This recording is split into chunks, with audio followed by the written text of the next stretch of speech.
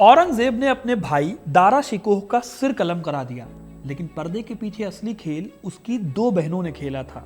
एक बहन ने उसे बादशाह बनाया और दूसरी ने उसे इतनी बेइज्जती दी कि वो बर्दाश्त नहीं कर पाया। क्या आप जानते हैं कि मुगल हरम में दो बहनें एक ऐसी लड़ाई लड़ रही थी कि जिसने मुगल राजनीति को बदल दिया। ये महिलाएं कभी कभी बादशाह के फैसलों तक पर असर डालती थी। आज हम आपको बताएंगे कि कैसे जहांआरा और रोशनारा की लड़ाई ने तय किया कि मुगल साम्राज्य का बादशाह शाहजहां के बाद कौन होगा, और वो तीसरी बहन भी थी एक जिसने चुपचाप सबसे बड़ा काम मुगलों के लिए किया। कैसे इन्होंने मुगलों के पावर डायनेमिक्स को बदला और दरबार के पर्दे के पीछे बैठकर असली ताकत बनाई। तो दोस्तों, वीडियो को आखिर तक देखिएगा सब कुछ जानने के लिए, क्योंकि अपना इतिहास नहीं जानोगे तो खुद को कैसे पहचानोगे। और वीडियो के क्लाइमैक्स में आपको पता चलेगा कि रोशनारा का आगे क्या हुआ जब औरंगजेब ने खुद हरम में छापा मारा। 17वीं सदी के आखिर में भारत का मुगल साम्राज्य भव्यता और ताकत के चरम पर था। औरंगजेब का दरबार, जिसे अक्सर कट्टरता और जंग के लिए जाना जाता है, असल में वो दरबार पॉलिटिक्स, सोशल स्ट्रक्चर और फैमिली के कॉम्प्लेक्स स्ट्रक्चर का एक बहुत ही ज्यादा घना जाल था। लेकिन असली ताकत केवल बादशाह के हाथ में नहीं थी। हरम की महिलाएं, चाहे वो राजा की माँ हो, बेगमें हों, शहजादियां हों, ये चुपचाप हर एक बड़े फैसले को कहीं ना कहीं प्रभावित करती थी। ज्यादातर लोगों का मानना है कि औरंगजेब ने जो खेल खेला अपने भाई को मारकर सत्ता को हथियाने का, वो बस उनके दिमाग की उपज थी। लेकिन ऐसा नहीं है। इस खेल में हरम की भी अपनी एक भूमिका थी। इसे समझने के लिए शाहजहां के बेटों और बेटियों के पूरे कुनबे को हमें समझना होगा। अब कहानी को शुरू से शुरू करूं तो जहांगीर की मौत के बाद बादशाह बने शाहजहां। शाहजहां के 2 या 5 नहीं बल्कि पूरे 14 बच्चे थे। इन बच्चों में से 7 की मौत काफी पहले हो गई थी। बचे हुए 7 बच्चों में औरंगजेब 4 भाई थे, वहीं टोटल उनकी 3 बहनें थी। इन्हीं भाई बहनों में छिड़ी थी मुगल इतिहास की सबसे खूनी जंग। आगे बढ़ने से पहले एक और जानकारी दे देता हूं, और आपको जानकर हैरानी भी होगी कि औरंगजेब की तीनों बहनों ने कभी शादी नहीं की, बल्कि वो हमेशा ही मुगल राजधानी में रही। औरंगजेब की इन बहनों की शादी ना होने के पीछे मुगलिया सल्तनत ही जिम्मेदार भी थी। असल में परंपरा ये थी कि मुगल शहजादियों की शादी उन राजाओं से होनी थी जो या तो मुगलों के बराबर होते थे या उनसे ऊपर होते थे। लेकिन अब ये तो आपको पता है कि 17वीं शताब्दी के आखिर तक मुगल साम्राज्य में हिंदुस्तान, पाकिस्तान, बांग्लादेश और अफगानिस्तान के बड़े बड़े हिस्से शामिल थे। ये पूरा एरिया 30 लाख स्क्वायर किलोमीटर से भी ज्यादा के एरिया में फैला हुआ था। मुगलों से बड़ी सत्ता की बात तो जाने दीजिए, उनकी बराबरी करने वाला भी उस दौर में कोई नहीं था। ऑटोमन्स थे, लेकिन ऑटोमन्स और इनके बीच में उतनी अच्छी खासी बातचीत नहीं थी। इसीलिए ये सभी शहजादियां कुंवारी ही रहीं। तो औरंगजेब की इन्हीं 3 बहनों में से सबसे बड़ी बहन थी जहांआरा बेगम। 1631 में शाहजहां की पत्नी मुमताज महल की जब मौत हुई, तब जहांआरा सिर्फ 17 साल की थी। उनकी नवजात बहन गौहर आरा को पालने की जिम्मेदारी उन पर ही आई। जहांआरा ने टूटे हुए शाहजहां को संभाला, छोटे भाई बहनों की मां बन गई। उनसे खुश होकर शाहजहां ने उन्हें पातशाह बेगम बना दिया। ये वही ओहदा है जो कि नूरजहां के पास था। इस ओहदे को पाते ही जहांआरा को अब पॉलिटिकल फैसले लेने, शाही फरमान जारी करने और बादशाह की गैर हाजिरी में सत्ता संभालने का भी अधिकार मिल गया। और दोस्तों, ये तो बस शुरुआत थी। शाहजहां ने मुमताज की आधी से ज्यादा संपत्ति जहांआरा को दे दी। उन्होंने इसका शानदार इस्तेमाल भी किया। सूरत से ट्रेड करने के लिए जहाज चलाया, दिल्ली में चांदनी चौक का डिजाइन तैयार कराया, मस्जिदें बनवाई, अकाल में राहत का काम किया, और यहां तक कि ख्वाजा मोइनुद्दीन चिश्ती पर एक किताब तक लिख डाली। मतलब सत्ता के काम से लेकर आर्ट, कल्चर और यहां तक कि सोशल कामों में भी इन्होंने अपनी अच्छी खासी भूमिका निभाई। कुल मिलाकर जहांआरा शाहजहां की एक समझदार और शांतिप्रिय बेटी थी। लेकिन उनकी यानी जहांआरा और औरंगजेब की दूसरी बहन रोशनारा इस पूरे ही स्वभाव से बिल्कुल उलट थी। इनको मौज मस्ती पसंद थी। इनके अफेयर्स के चर्चे दिल्ली भर में थे। लेकिन उनकी असली चाहत ये थी कि उनको भी पातशाह बेगम बनना था। मतलब वो एक बहुत ही ज्यादा महत्वाकांक्षी महिला थी। इसीलिए वो जहांआरा से जलती भी थी। उनका भी व्यापार चलता था, लेकिन वो सब जहांआरा के साए में होता था। इसीलिए रोशनारा को एक ऐसे शख्स की जरूरत थी या ऐसे भाई की जरूरत थी जो उनका साथ दे और उनकी महत्वाकांक्षाओं को पूरा कर सके। और वो भाई उनको मिला औरंगजेब के रूप में। तो एक तरह से आप देखो तो इक्वेशन बन चुकी थी। 2 भाई, 2 बहनें और एक गद्दी।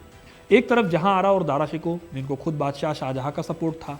दूसरी तरफ रोशनारा और औरंगजेब, जिनको ताकत और सत्ता चाहिए थी। लेकिन औरंगजेब और रोशनारा की दिक्कत ये थी कि दारा शिकोह शाहजहां का लाडला था। उसे कविता, सूफीवाद और धार्मिक दर्शन पसंद थे। इसी वजह से उसे आधा हिंदू भी कहा जाता था। उसकी सबसे बड़ी कमजोरी ये थी कि वो मिलिट्री के मामले में औरंगजेब जितना मजबूत नहीं था। उधर दक्कन में लड़ते लड़ते औरंगजेब एक बहुत ही अच्छा योद्धा बन चुका था, लेकिन शाहजहां उसे हमेशा नजरअंदाज करते थे। इससे हुआ ये कि औरंगजेब के दिल में नफरत पलने लगी और यहाँ पर रोशनारा ने अपनी एक चाल चली, एक खेल खेला। उसने औरंगजेब को मुस्लिम धर्म गुरुओं के करीब लाया, औरंगजेब को सच्चे मुसलमान की इमेज बनाने में मदद की। दारा शिकोह को धर्म का दुश्मन दिखाने की साजिश भी रची। मतलब कहा जाता है कि इसके पीछे रोशनारा का हाथ था। रोशनारा जानती थी कि अगर औरंगजेब बादशाह बना तो पातशाह बेगम का ताज उसके सिर पर होगा। जब तक शाहजहां ताकतवर थे तब तक तो कुछ खास हुआ नहीं, लेकिन 1657 में जब बादशाह शाहजहां बीमार पड़े तब शुरू हुआ असली खेल। चारों भाइयों में गद्दी के लिए जंग छिड़ गई। इस जंग को रोकने के लिए पातशाह बेगम जहांआरा ने हर एक भाई को खत लिखा, कहा लड़ाई मत करो, सुलह कर लो। औरंगजेब को भी खत लिखा गया, लेकिन रोशनारा ने औरंगजेब को इतना भड़का दिया कि उसने अपनी बहन का खत फाड़ दिया। औरंगजेब ने धर्मत की लड़ाई के बाद दारा शिकोह को पकड़ लिया और इसके बाद शुरू हुआ खून, धोखा और सत्ता का वो खेल जिसकी बात मैंने वीडियो के शुरू में की थी। इसकी शुरुआत होती है दारा शिकोह की हत्या से। इतिहासकार मानते हैं कि दारा को मारने के लिए रोशनारा ने ही औरंगजेब को उकसाया था। क्यों उकसाया था? क्योंकि उसे डर था कि अगर वापस आ गया दारा शिकोह तो वो उसे सजा जरूर देगा। औरंगजेब को बादशाह बनाने के लिए अपनी बहनों का कोई नुकसान करने की जरूरत नहीं थी, उसे बस अपने भाइयों को खत्म करना था। यह काम उसने बहुत तेजी से किया। न केवल उसने अपने सबसे बड़े भाई दारा शिकोह का सिर कलम करवा दिया, बल्कि दूसरे भाई शाह शुजा को बर्मा भेजकर गायब करा दिया, छोटे भाई मुराद को जेल में मरवा दिया, पिता शाहजहां को आगरा के किले में नजरबंद कर दिया। इसका रिजल्ट ये भी हुआ कि सबसे बड़ी बहन और पातशाह बेगम जहांआरा अपने पिता की सेवा के लिए उनके साथ कैद हो गई और इसके साथ हुआ रोशनारा की ताकत का उदय। औरंगजेब ने बादशाह की जब गद्दी संभाली तो फिर रोशनारा की किस्मत चमक उठी। औरंगजेब ने जहांआरा को पातशाह बेगम के पद से हटाया और रोशनारा को नई पातशाह बेगम बना दिया। उसे गहने मिले, तोहफे मिले, जागीरें दी गई। उसे मुहर चलाने, फरमान जारी करने का अधिकार दिया गया और सेना में एक उच्च अधिकारी यानी मनसबदार का पद भी दिया गया। तो रोशनारा को आखिरकार वो मिल गया जो वो चाहती थी, लेकिन उसके पास जहांआरा जैसी समझदारी नहीं थी। वो पहले से ज़्यादा अय्याशी में डूब गई, यहाँ तक कि हरम की महिलाओं पर भी अत्याचार करने लगी और सबसे बड़ी बात कि वो करप्शन करने लगी। अब उसके गिरने का समय नज़दीक था। हरम से अजीब अजीब खबरें आने लगी थी, बाहरी मर्दों का आना और तरह तरह की शक वाली बातें सामने आ रही थी। फिर एक दिन खुद बादशाह औरंगजेब ने हरम पर छापा मारा। रोशनारा अपने ईरानी आशिक के साथ पकड़ी गई, बहुत ज़्यादा बदनामी हुई और फिर ईरानी को मौत की सज़ा हुई। लेकिन अभी उसके कारनामे और भी हैं। एक राजपूत मनसबदार के साथ भी उसका अफेयर पकड़ा गया। सबसे बड़ा स्कैंडल तब हुआ जब औरंगजेब की बेटी जेबुन्निसा ने उसको बताया कि रोशनारा के कुल 9 आशिक हैं। औरंगजेब ने इसकी जांच करवाई, काजी के सामने गवाही हुई, 5 का गुनाह साबित हुआ, उन्हें मौत की सजा मिली। इसी बीच 1666 में शाहजहां की मौत भी होती है। जब शाहजहां गुजर गए तो औरंगजेब ने फौरन एक फैसला लिया। 1667 यानी 1667 में रोशनारा को पातशाह बेगम के पद से हटा दिया गया। उसके सारे पद, उसकी सारी सुविधाएं उससे छीन ली गई और सबसे बड़ी बात, उसे लाल किले से बाहर निकाल दिया गया। उसको रोशनारा बाग के एक विला में रहने को भेज दिया गया। अब आप सोच रहे होंगे कि सारी कहानी तो खत्म हो गई, उनकी तीसरी बहन कहाँ गई जिसकी मैंने बात शुरुआत में की थी। तो उस पर अभी बस 1 से 2 मिनट में आते हैं। रोशनारा के इन कारनामों के बाद जहांआरा को औरंगजेब ने फिर से पातशाह बेगम बना दिया और उधर 1671 में केवल 54 साल की उम्र में रोशनारा गुमनामी में मर गई। आज भी उनकी कब्र रोशनारा बाग में मौजूद है। उजाड़ और भुला दी गई कब्र है वो। अब आते हैं तीसरी और भूली हुई बहन गौहर-आरा पर। गौहर-आरा सबसे छोटी बहन थी। वो जहांआरा की तरह परिवार की यूनिटी के लिए हमेशा ही काम करती रही। दारा शिकोह की मौत के बाद जब परिवार टूट रहा था तो गौहर-आरा ने ही 1673 में औरंगजेब की बेटी की शादी दारा के भाई से करवाई। इसी तरह दारा की पोते की शादी उसने अपने पोते से करवाई। वो चुपचाप सबको जोड़ने की कोशिश करती रही पर्दे के पीछे से। 1706 में गौहर-आरा की जब मौत हुई तो औरंगजेब बेहद दुखी हुए। उन्होंने कहा, शाहजहां के सगे बच्चों में अब सिर्फ मैं बचा हूं। आपको बता दूं कि इससे 10 साल पहले 1681 में जहांआरा की भी मौत हो चुकी थी। तो दोस्तों, ये थी उन 3 बहनों की कहानी। जहांआरा जिसे समझदारी से राज किया, चांदनी चौक बनाया और शांति स्थापित करने की कोशिश की।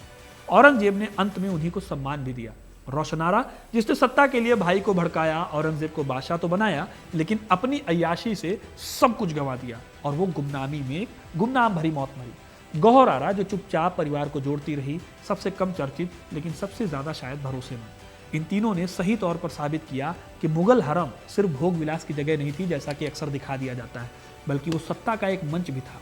वो सत्ता जो कि गद्दी के पीछे से चलती थी। हमेशा गद्दी पर बैठा आदमी ही सत्ता नहीं चलाता, कभी कभी पर्दे के पीछे से महिलाएं भी सत्ता चलाती हैं। नूरजहां भी इसका एक बहुत बड़ा एग्जाम्पल है, जिनकी कहानी मैंने बनाई है। आप यूट्यूब पर जाकर मेरे चैनल पर वो वीडियो देख सकते हैं। तो दोस्तों, ये थी सारी कहानी। आपको कैसी लगी कमेंट करके जरूर बताइए।